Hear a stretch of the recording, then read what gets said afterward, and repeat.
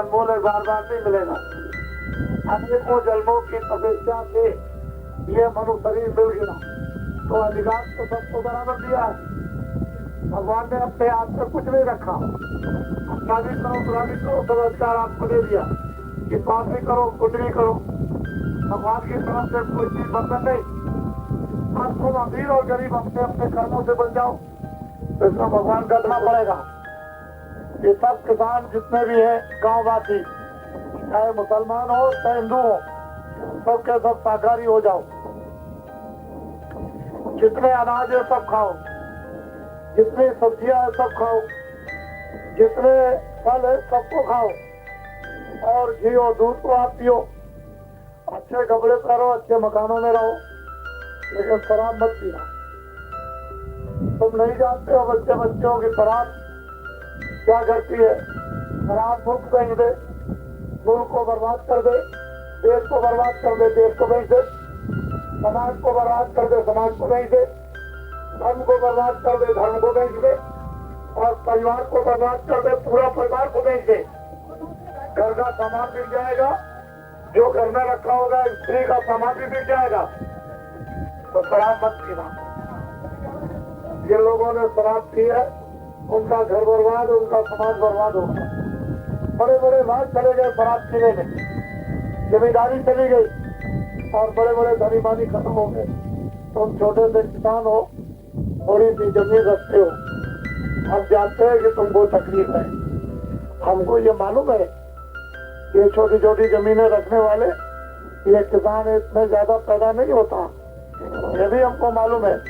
और महंगाई सब चीजों पर है, क्यों तुम कपड़ा भी पहनोगे, बच्चों को पढ़ाओगे भी, कलम कागज भी चाहिए, फिर खाने की चीजें भी चाहिए, बाजार में जो चीजें बिकती हैं वो भी चाहिए आपको, तो वो सब चीजें महंगी और टैक्स भी बहुत लग रहे। तो तुम मोटी बुद्धि रखते हो, जितना टैक्स लगता चाहे जितना टैक्स लगा दो,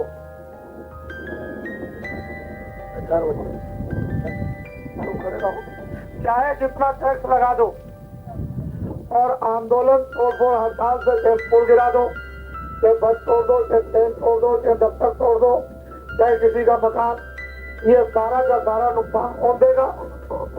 ये हमारे जो खेती में जो काम करते हैं किसान, ये जितने टैक्स लगते हैं ये सब किसानों को देना पड़ता है, और जितना नुकसान देश में आंदोलन तोड़फोड़ हड़ताल से होता है इनको देना पड़ता है। और ये तो आंदोलन तोड़फोड़ हड़ताल करते नहीं, लेकिन ये खेती का जो काम करते हैं इनकी संख्या बहुत है। ये बाजार में सामान खरीदने वाले यही है, इनकी संख्या 100 आदमियों में 80 आदमियों की है, तो 2 अरब की आबादी से ऊपर, तो आप ये समझ लो कि 1.5 अरब से ऊपर तो किसान हो गए। कोई अगर तुमसे कहे कि भाई 70 करोड़ आदमी है इस देश में, तो तुम लोग हमारे आंकड़े को समझ लो। जो वोटर लिस्ट तैयार हुई थी दिल्ली में कि जो मत देगी वोट डालेगी, वो 42.5 करोड़, ये तो सरकारी आंकड़ा। और ये तमाम बच्चे बैठे, किसी के 9 बच्चे, किसी के 10, किसी के 8, किसी के 7, किसी के 6 और किसी के 5, और 1 और 2 और 3 नीचे का छोड़ दीजिए और ऊपर के, तो एक परिवार में 4 बच्चे, 42.5 करोड़ तो वो हो गए, और 4 बच्चे एक परिवार में, इनकी गिनती अलग गिन लो, 1 अरब 60 करोड़ तो यही हो गए, और 42.5 जोड़ दो तो 2 अरब से ऊपर हो गया। तो 70 करोड़ का जब दिल्ली में बजट बनेगा तो 2 अरब से ऊपर को कैसे व्यवस्था मिलेगी? तो सब चीजों का भाव अलग, चीनी के 2 भाव होंगे, कई 3 भाव होंगे, कई सीमेंट के 3 भाव होंगे, कपड़े के 3 भाव होंगे, तो खाद का कोई भाव अलग होगा, तो कोई किसी चीज का, तो ये भाव अलग अलग होंगे, लेकिन देना सब आपको है। अब इसमें बात यह है कि तुम दिन में खेती दुकान जो भी करते हो करो, शाम को आओ बच्चों की सेवा करो, और 15 मिनट 20 मिनट अपनी चारपाई में बैठ करके, ये मनुष्य मंदिर है, भगवान का सच्चा भजन। जब तुम भगवान का भजन करने लगोगे तो उस ऊपर से क्या मिलेगा? आशीर्वाद। आशीर्वाद का क्या मतलब होता है?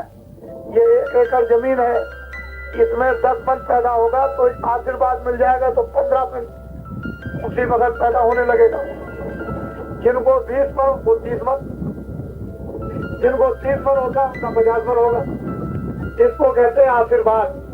फिर आशीर्वाद मिल जाएगा तो बीमारी दूर, लड़ाई झगड़ा दूर। आशीर्वाद मिल जाएगा तो तुम्हारी ये बुद्धि ठीक हो जाएगी, और आशीर्वाद मिलेगा तो ये मुसलमान और हिंदू अपने ईमान को, दया को बेचेंगे नहीं। अभी तो 2-2 पैसे में बिक जाता, 2 पैसे दे दिए जाए बस बिक गए, उसके बाद में बस रोज चिल्लाओ। तो मैं तुम्हारी पूजा भगवान स्वीकार करता है, मुसलमानों की इबादत ये कुछ नहीं। अगर तुम लोग सब ठीक हो जाओ और मेहनत करने लगो खेती दुकान दफ्तर में, और शाम को बैठ करके सब लोग मुसलमान इबादत करें और हिंदू भगवान का भजन, और देखो उधर से अभी आशीर्वाद और आपको दुआ मिलती है, देखो बरकत मिलती है नहीं। लेकिन तुम जब भगवान का भजन छोड़ दोगे और इबादत करना छोड़ दोगे तो आशीर्वाद चला गया, अब तुमको मिलने वाला नहीं है। तुम सोचते हो हम तो गरीब हैं, हम तो गांव में रहते हैं, लेकिन ये शहर के 6 साल बड़े अच्छे होंगे, वो तुमसे भी ज्यादा रो रहे, उनके ऊपर आफत तुमसे भी ज्यादा है, तुम अभी समझते नहीं हो। उनके पास बैठ जाओ, जितना रोते हो उतना तुम नहीं रोगे, तो बहुत रोते हैं। उनके ऊपर भी आफत, और ये कर्मचारी ये क्या करेंगे 500-600 रुपए में। जब इनकी स्त्री बीमार हो जाएगी और इनका बच्चा, तो 15 ही दिन में वो 600 रुपए दवा में और डॉक्टर की फीस में चले जाएंगे, तो 15 दिन काहे में खाएंगे। और वो अभी खाने की बात तो दूर रही, लेकिन वो बीमारी की दवा कहाँ से जाएंगे, ये परेशान। ये 2000 पात्र उनके घर में बीमार हो गए और उनका बच्चा बीमार हो गया, तो 2000 खत्म, क्योंकि स्टैंडर्ड से दवा होगी। वो साधारण डॉक्टर के पास तो जाएंगे नहीं, बड़ा डॉक्टर होगा तो लंबी चौड़ी फीस लेगा और दवा लिखेगा बहुत दाम की, तो उनका भी 15 दिन में खत्म हो जाएगी तनख्वाह। तो ये भी रो रहे, ये कोई आराम में नहीं। हम जानते हैं कि ये भी परेशान है बेचारे, तुम किसान भी परेशान हो, दुकानदार बेचारे वो भी परेशान है, जिनको मजदूरी नहीं मिलती वो भी परेशान, तुम्हारे बच्चे जो पढ़ते हैं उनको कोई नौकरी मिलने वाली है नहीं, तो बड़ी परेशानी। तो अब तो आखिर में हिंदू मुसलमानों को सबको दुआ और आशीर्वाद महात्माओं का लेना पड़ेगा, बगैर उसके काम नहीं बनेगा। देखो ये काफिला देखो, बाबा जी मथुरा में रहते हैं, आश्रम मथुरा में है। 10,000 किलोमीटर की यात्रा पर ये 4 फरवरी को मथुरा से चला।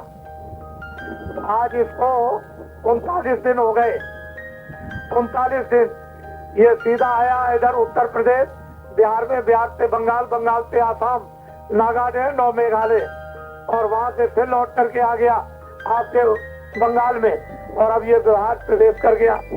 और ये 12 प्रांतों का है, ये 90 दिन का पूरा। इसमें यही सबको जानकारी करनी है और किसानों को ये बताना है कि आप मेरा साथ दो। आपने सबका साथ किया, सबकी बात मानी, और आपने जितने लोगों ने कहा उनकी सबकी बात मान करके उनका साथ दिया। अब की बार हमारा साथ दे दो। हमने हिंदुस्तान में ऐसे आदमी अच्छे से अच्छे तैयार कर दिए हैं कि जो तुम मुंह से निकाल देंगे वही कर देंगे। देखो किसानों, तुम्हारे ऊपर में 37 साल का कर्जा, ट्यूबवेल का, इंजन का, बिजली का, नाली का, खाद का, बीज का, भैंस का, बैल का और दवाओं का, ये जो तमाम प्रकार का किसानों पर जो कर्जा लदा हुआ है, तो ये बिहार की बात नहीं कर रहा हूँ, अपने समूचे देश के किसानों की बात करता हूँ कि अगर हिंदुस्तान के किसान मेरी बात को मान ले और मेरा साथ दे दें, तो जितना भी तुम्हारे ऊपर में खेती का कर्जा है वो सब का सब हम माफ करवा देंगे। एक भी 37 साल का कर्जा तुम्हारा एक भी नया पैसा नहीं रहेगा, हम सब का सब 37 साल का कर्जा तुम्हारा माफ करवा देंगे। तुमको एक बार ऊपर हल्का कर देंगे, जो तुम्हारे ऊपर में कोई कर्जा रहेगा ही नहीं। फिर नए सिरे से फिर नई व्यवस्था करना, खेती का काम नया करना, फिर किस तरह से भगवान का भजन करना है, इबादत कैसी करनी और काम कैसे करना। जब तुम नए सिरे से काम करोगे तो खेती में पर्याप्त मात्रा में अनाज पैदा होगा, उससे तुमको कपड़े मिलेंगे, घर में आपको खुशहाली होगी। और ये जो देवियों का जेवर उतर गया, पहले हम भी जंगल में घूमे थे। जब हिंदुस्तान में आंदोलन नहीं शुरू हुआ था तो हम जब भी थे, कब अंग्रेजों के जमाने में अंग्रेजों को राज को देखा, उनके नियम और कानून को देखा, उनके न्याय और व्यवस्था को देखा। 1 रुपए का 60 किलो चना बिकता था, 1 रुपए का 60 किलो चावल बिकता था, 1 रुपए का 60 किलो गुड़ बिकता था मेरे सामने। मैंने अंग्रेजों के जमाने को देखा, ऐसी बीमारियां नहीं थी, ऐसे झगड़े चोरी कत्ल ऐसे नहीं थे, इस तरह की बेईमानी और झूठे मुकदमे नहीं थे। ये मैंने देखा है। बड़ा सीधा सच्चा, जो गांव में रहते थे बड़े सीधे सच्चे आदमी, तो जब सत्याग्रह शुरू हुआ कि देश को आजाद करना, देश को आजाद करना, देश को आजाद करना, तो हम पहला काम ये करेंगे कि हम किसी को भी शराब नहीं पीने देंगे। हमने भी सुना 30 साल तक सत्याग्रह में हमने देखा कि हम अपने लोगों को देश में शराब नहीं पीने देंगे, शराब नहीं पीने देंगे, तुम लोग बहुत गरीब हो, तुम लोग ये हो, ये हमने खुद सुना। और 48 में आजादी मिल गई, 30 साल पूरे होने पर 37 साल से मैं ये देख रहा हूँ, अब गरीबी दूर कर दूंगा, अब की टैक्स नहीं लगाऊंगा, अब महंगाई नहीं आएगी, अब गरीब तक दूर कर दूंगा। और फिर टैक्स लगा दिए 6 महीने में, फिर 4 महीने में टैक्स लगा दिए, फिर 4 महीने में आए। अब की मैं वचन देता हूँ, मेरा दृढ़ संकल्प है और गरीबी दूर करके दम ली जाएगी। और बस ये, फिर उसके बाद 2 महीने में टैक्स बढ़ा दिए, कुछ गुप्त बढ़ा दिए और कुछ सामने बढ़ा दिए। अब ये बेचारा रो रहा है, इसकी सुनने वाला कौन है? तुम्हारी कौन सुनेगा मालूम है? वो सुनेगा। तुम जरा रो तो पड़ो अपनी आत्मा से, देखो वो किसी को भेजता है कि नहीं भेजता है तुम्हारे इंतजाम के लिए। ऐसा भेज देगा, ऐसा इंतजाम हो जाएगा जैसा राम ने किया था, जैसा कृष्ण ने किया था, जैसा बौद्ध ने किया, जैसा महावीर ने किया और शंकराचार्य ने। ऐसा इंतजाम, ऐसा प्रबंध हो जाएगा सीधा साधा कि ये सब तुम्हारी तकलीफ है। जो रोते और चिल्लाते हो कोई सुनता नहीं है, ऐसी व्यवस्थाओं का नया फिर से दोबारा प्रादुर्भाव होगा और तब तुम खुशहाल होगे। और कलयुग जाएगा, कलयुग में कलयुग जाएगा, कलयुग में सतयुग आएगा। ये जल, पृथ्वी, अग्नि, वायु, आकाश, ये 5 देवता अपनी झोली में, अपने अंचल में सोना चांदी हीरे जवाहरात सब छुपाए रखे हुए हैं। आप इन पर अच्छा काम करने लगो। तुम दिन में काम करो और शाम को बच्चों की सेवा। आपको घर बार छोड़ने की जरूरत नहीं, खाना और कपड़े छोड़ने की जरूरत नहीं है।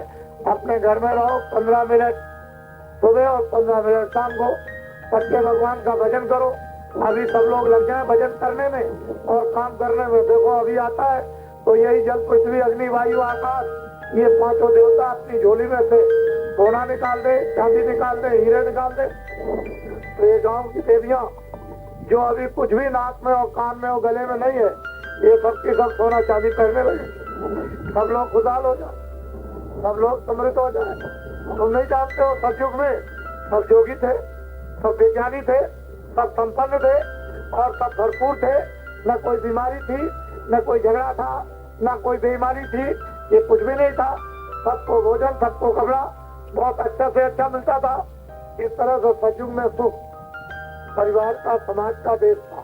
सब लोग स्वधर्म का पालन करते थे। ये तुम्हारी माता बैठी, अगर इसका बच्चा मर जाए तो रात को सोएगी नहीं, रात भर रोएगी, रात भर चिल्लाएगी, मेरा बच्चा दे दो। और कहीं पानी में डूब जाए तो रोएगी, और घर में से कोई उठा के ले जाए तो मेरा बच्चा कोई हो गया, इस गांव से उस गांव में ढूंढेगी, खाना नहीं खाएगी।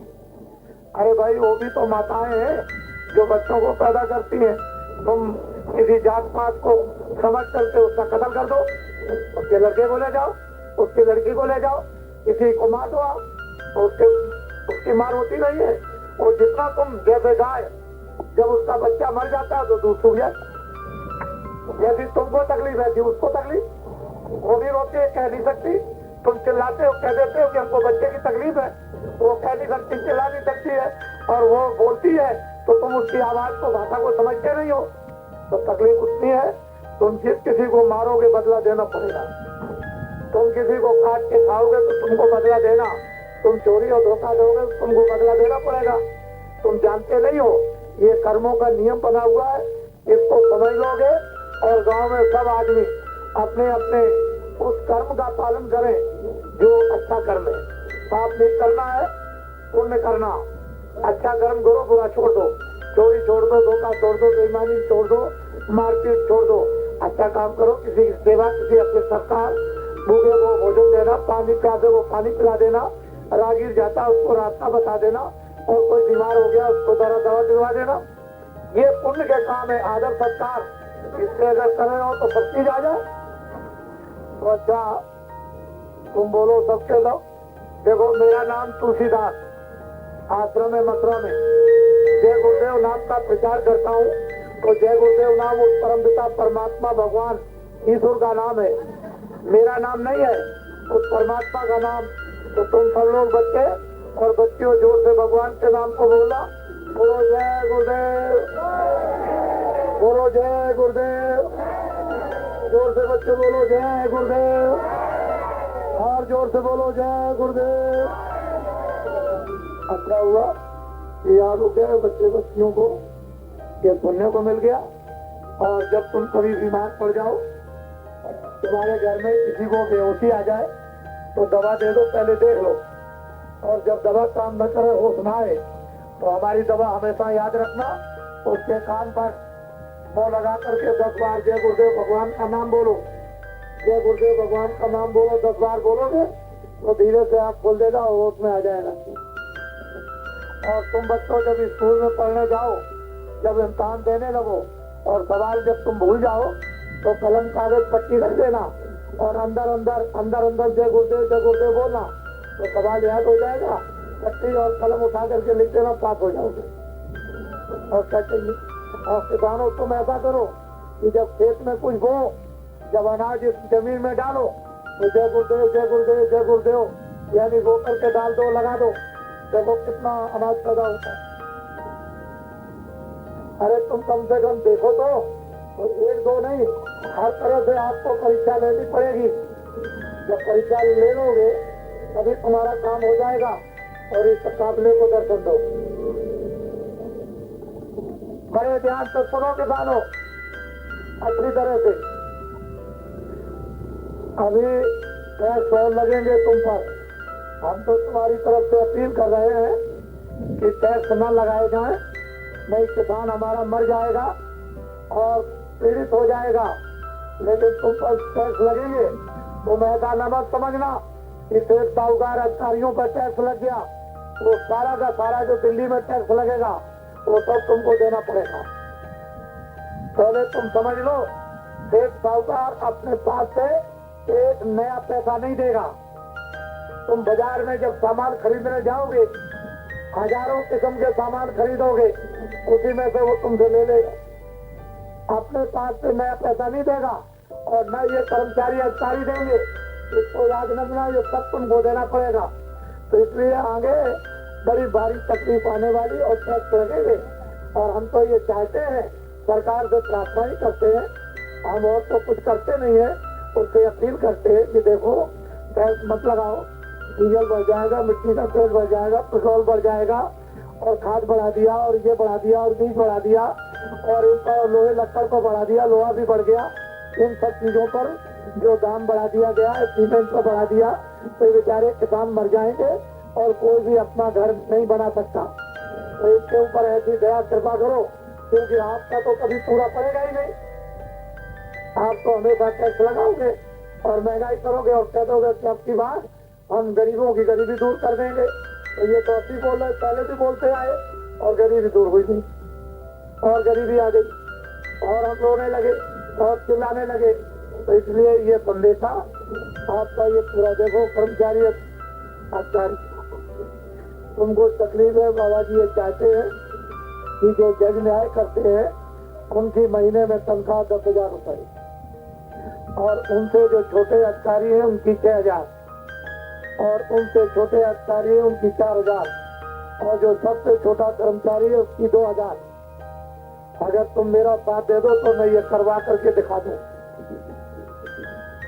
यहीं पर महंगाई रुक जाएगी, इससे आगे महंगाई जाने की कोई जरूरत ही नहीं। और यही आज ही के दिन टैक्स रुक जाएंगे और थोड़े ही समय के अंतर्गत इस पर विचार करके महंगाई कम और टैक्स भी कम हो जाएंगे। ऐसी बढ़िया सुंदर व्यवस्था करा दी जाएगी, जो हिंदुस्तान के बड़े बड़े लोग चकाचौंध हो जाएंगे। और कहेंगे आज तक इतिहास में, जब इतिहास बनेगा तो कहेंगे ऐसी व्यवस्था कभी नहीं हुई।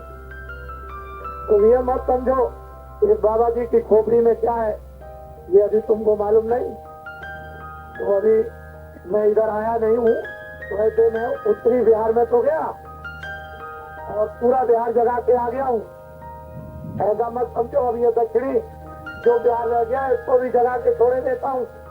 और तुम जितने भी कर्मचारी अधिकारी है मेरा साथ दो और किसान मेरा साथ दो। मुझे कुछ नहीं चाहिए, मुझे न राष्ट्रपति की इच्छा, न प्रधानमंत्री की, न मुख्यमंत्री की। मैं तो जब आऊंगा आपके बीच में तो एक पहाड़िया पर मंच लगाऊंगा और करोड़ों किसानों को इकट्ठा करूंगा और ये पूछूंगा कि अरे किसानों, हमने वचन दिया था, वादा किया था, बोलो 35 साल का किसानों तुम्हारा ये कर्जा माफ करवा दिया कि नहीं। जब ये सब किसान कहेंगे दोनों हाथ उठाकर कि मेरा कर्जा 35 साल का माफ करवा दिया, तो क्या अब हम मानने वाले हैं कि बीच में मानेंगे नहीं। लेकिन तुमको हमारा साथ देना पड़ेगा और हमारी बात माननी पड़ेगी। ऐसे ही जितने छोटे और बड़े व्यापारी, ये जो घरों में अधिकारियों के यहाँ भी तलाशी शुरू हो गई और व्यापारी छोटे और बड़े उनके यहाँ भी होने लगी तलाशी। तो जितना भी 2 नंबर का पैसा है, चाहे अधिकारी के पास हो, कर्मचारी के, और किसी सेठ साहूकार या किसान के पास, कोई तलाशी लेने की उसके यहाँ जरूरत ही नहीं। और 2 नंबर पर एक भी नया पैसा टैक्स नहीं लगेगा। लेकिन हिंदुस्तान के लोग मेरी बात को मान ले तो 2 ही लेन में कानून बन जाएगा और 24 घंटे के अंदर सारे हिंदुस्तान की खाली पूंजी सफेद करवा दी जाएगी। आप क्यों बनाते हो? आप तो मानो। अच्छा बोलो जय गुरुदेव, बोलो जय गुरुदेव। तो अब हमको गाँव बात